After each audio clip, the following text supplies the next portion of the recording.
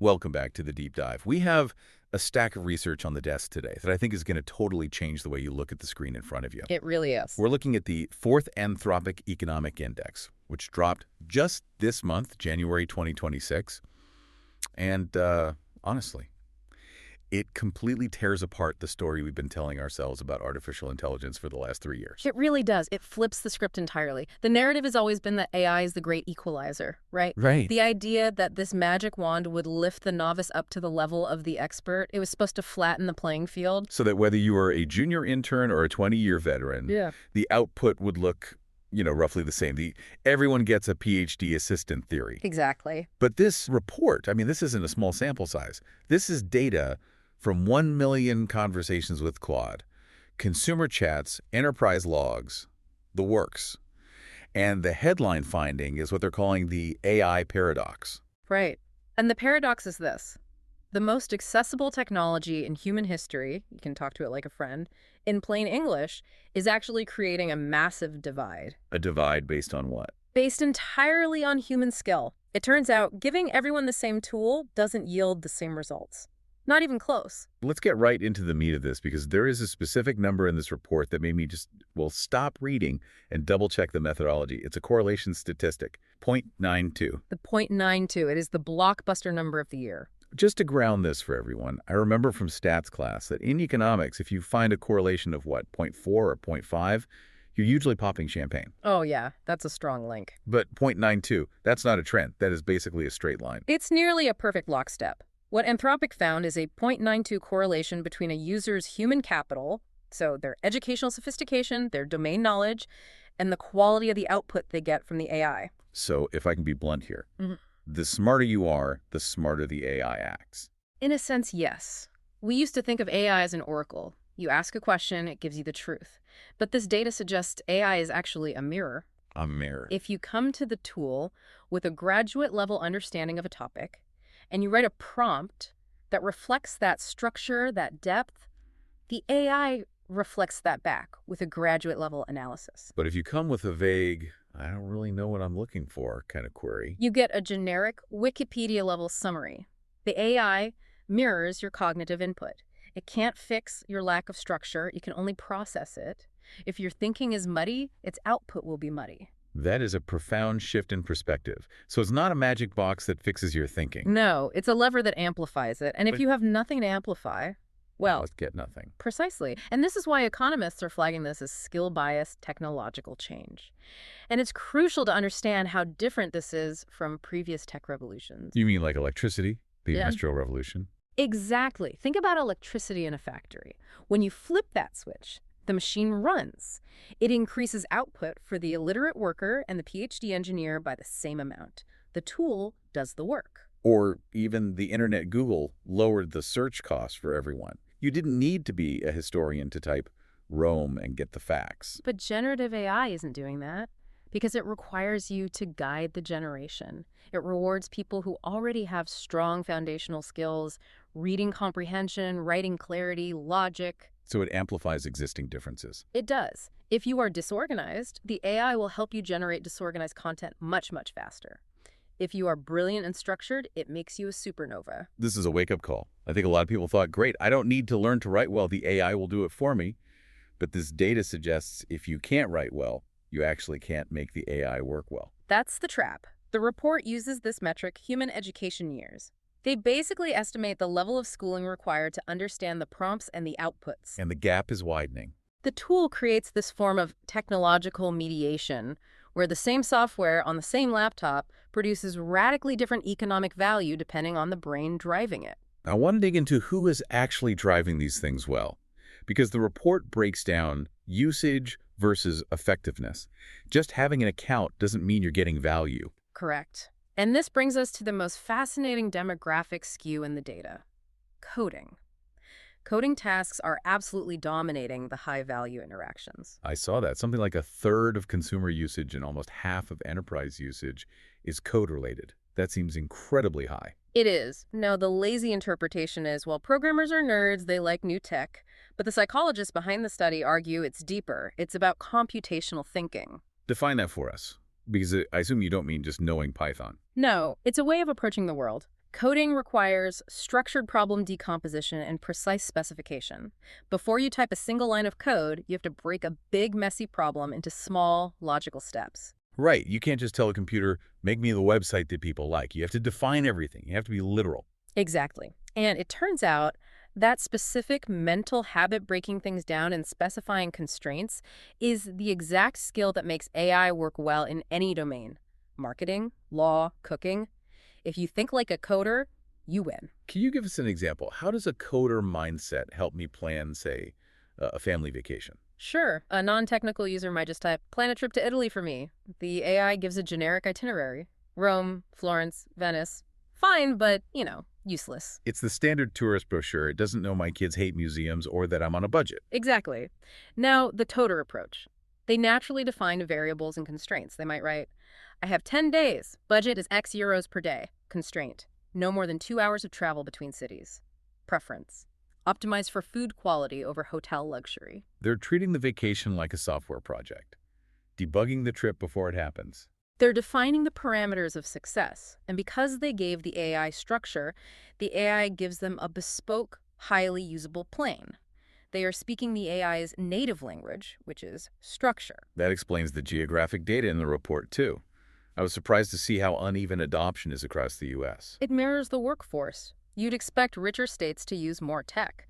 But the strongest predictor wasn't income, it was the density of computer and math workers. So having a lot of tech workers makes the whole state better at AI, even the non-tech sectors. It seems to be a spillover effect. These workers have transferable skills.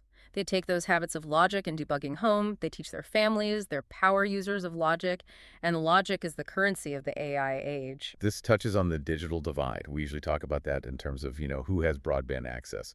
But this report says access is closing fast. Extremely fast. The catch-up speed is unprecedented. Previous tech, like the PC, took maybe 50 years to spread evenly. AI access is equalizing in 2 to 5 years. Everyone will have the tool. But, and here's the twist, even though access is equalizing. Productivity is not. Because giving everyone a violin doesn't make everyone a symphony orchestra. That is the perfect analogy. And actually, the gap might widen because the virtuosos can now play pieces that were previously impossible. Let's look at the speed. The report has stats on how much faster people work with AI. I assume everyone gets faster. Everyone gets faster, but not equally. Tasks that require college-level understanding get a 12x speed up with AI. 12 times.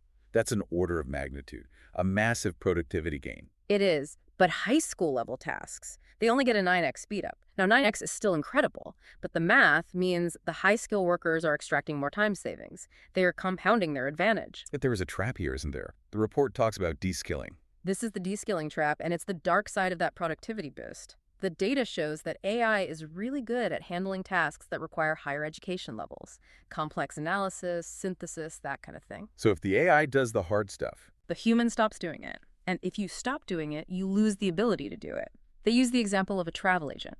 A high-end agent used to do complex itinerary planning, logistics, connections, visa rules. That's high-skill work. And AI is great at that now. So the agent might lose that analytical work and be left with just the mechanical booking. They become a data entry clerk. Their job becomes less cognitively demanding. This leads to that distinction between automation and augmentation. What do those actually look like in the data? The data puts hard numbers on them. Augmentation is when you collaborate with the AI. You iterate, you refine. That's more common in consumer use, about 52%. And in the enterprise? It's 75% automation. Meaning, here, AI, you do this whole thing while I go get coffee. Roughly, yeah. Delegating the task entirely. And the risk there is capability atrophy. If you automate without understanding, you lose the ability to judge if the AI is right. Which brings us to the junior versus senior developer study. To me, this was the scariest part of the report. It's the canary in the coal mine. They watched how developers use coding assistants. Senior developers use AI to go faster, but, and this is critical, they have the expertise to check the work. They spot the bugs. They use it as a force multiplier. Yeah. But the juniors don't have that eye yet. Exactly. The juniors tend to accept code they don't understand. They trust the output. And the long-term problem is the lack of learning.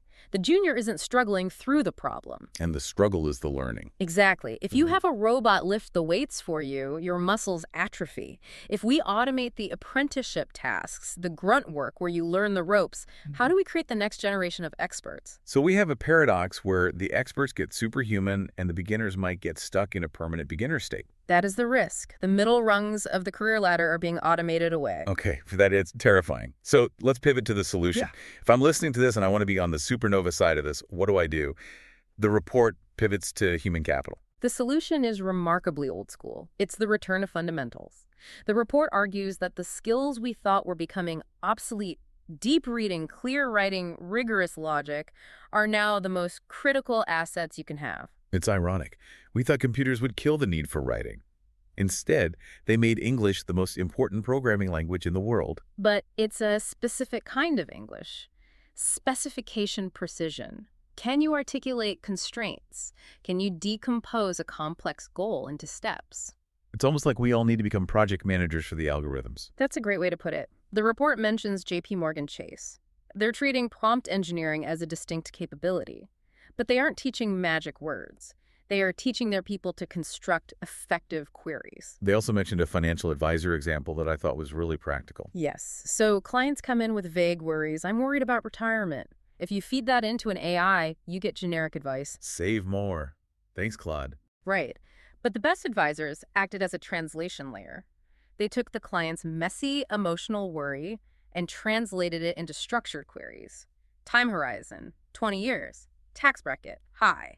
Risk tolerance, low. So the skill is translation, translating human messiness into structured logic. And then verifying the result. Critical evaluation is the other half, the red team concept. Right. Yeah, organizations are running exercises where employees deliberately try to get the AI to fail, to make it hallucinate. To see where the guardrails are. Exactly. If you don't know where the edge of the cliff is, you can't drive fast. You have to be the editor-in-chief, not just the passive consumer. This moves us into the future. Yeah. The report talks about the metacognitive future. Break that down. It's about thinking. Since models change, so fast models from 2024 look antique now, learning specific hacks is a waste of time. Because the model will change next week. That prompt might be useless tomorrow. Exactly. So you need to learn how to learn with AI. One strategy they mention is mandatory iteration. What does that look like? It means you never accept the first output, even if it looks good. You force yourself to engage. You ask the AI to critique its own work. What did you miss? The value comes from the friction. It's like a tennis rally. You don't just serve and walk away. Right. And organizations can structure this. They mention tiered access. Instead of giving Claude to everyone on day one, give it to the senior staff first. Why the seniors? So they can establish best practices. Let them figure out where the tool lies and where it shines. Then have them mentor the juniors on how to use it safely. It turns AI adoption into a mentorship opportunity. That makes so much sense. It preserves that apprenticeship model we were worried about losing. Exactly. It frames AI as a tool for augmentation, not automation. So if we boil this all down, the central paradox is that AI doesn't make us all the same. No. It rewards clarity, it rewards structure, and it rewards rigor. To get the most out of this futuristic technology, you need to double down on the most traditional human skills. For the listener, this is the so what moment. Investing in your own human capital, your ability to think and communicate, is the best way to future-proof your career. You have to bring the brain power to the meeting. The AI is just the stenographer. You are the architect. If you don't have a blueprint, it can't build the house. And here's where it gets really interesting. We are looking at a future where the digital divide might shift.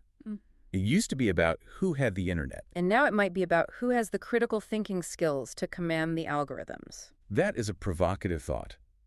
If AI amplifies human potential, but requires strong foundational skills to work, are we heading toward a future where the gap between the haves and have-nots is a gap between the thinkers and the users? And if so, how do we teach thinking in a world that desperately wants to do it for us? That is the question of the decade.